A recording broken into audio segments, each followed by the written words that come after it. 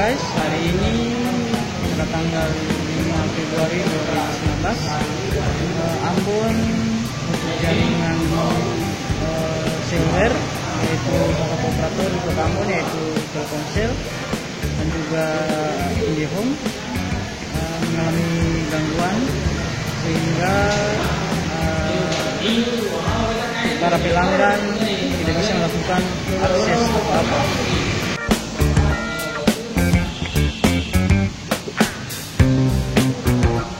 Jadi guys, untuk dari tidak bisa melakukan apa-apa, kami akhirnya memakai salah satu operator yaitu Indosat.